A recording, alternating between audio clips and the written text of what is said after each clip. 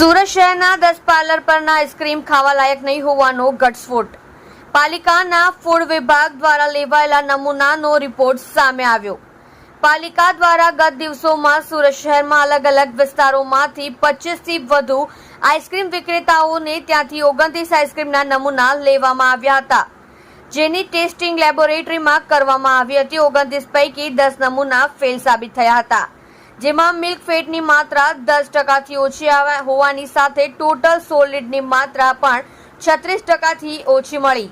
તમે જોઈ રહ્યા છો કેપી ન્યૂઝ ચેનલ. રાહિલ શેખની સાથે deputy commissioner health and hospital Shri અને આરોગ્ય અધિકારી શ્રીની સીધી માર્ગદર્શન અને સૂચના હેઠળ સુરત મહાનગરપાલિકાના અલગ અલગ ઝોનમાં આઈસ્ક્રીમનું વેચાણ કરતી તેમજ ઉત્પાદન કરતી સંસ્થાઓમાં ફૂડ વિભાગના ફૂડ સેફ્ટી ઓફિસરો દ્વારા નમૂના લેવાની તેમજ તપાસણીની કામગીરી કરવામાં આવી હતી.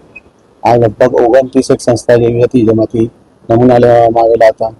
તે નમૂનાઓમાંથી 10 સંસ્થાના નમૂનાઓ ધારાધોરણ મુજબનો માલુમ નહીં પડેલા. એમાં મિલ્ક ફેટ ઓછી આવેલી હતી અને સોલિડ ફેટ બે વસ્તુ ઓછી આવેલી હોવાથી તેમની સામે એજ્યુકેટિંગમાં ફરિયાદ દાખલ કરવાની કાર્યવાહી હાથ ધરવામાં આવેલી છે.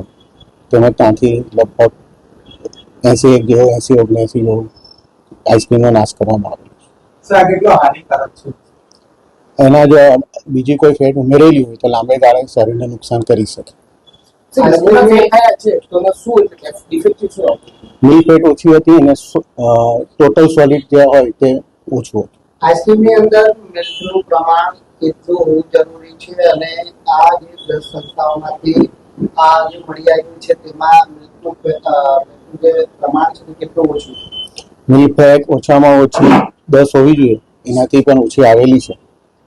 એટલે નમૂનાઓ ધારાધોરણ મુજબ ન હોવાનું કહેવામાં. તેની કેટલી આડઅસર આવી પ્રકારની આઈસ્ક્રીમમાં રહેવાની થઈ છે? એટલે અન્ય જો ફેટનો ઉમેરો હોય તો એમાં શારીરિક નુકસાન થઈ શકે. તો હવે લોકો પાસેથી ફેક છે અને કઈ રીતના પગલાં લેવાશે? એમની સામે એજ્યુકેટિંગમાં ફરિયાદ દાખલ કરવાની કાર્યવાહી હાથ ધરવામાં આવેલી છે. લાયસન્સ થઈ શકે? ના, હમણાં જે થાય તે એજ્યુકેટિંગ ઓફિસર શ્રીના ઓર્ડર મુજબ થશે.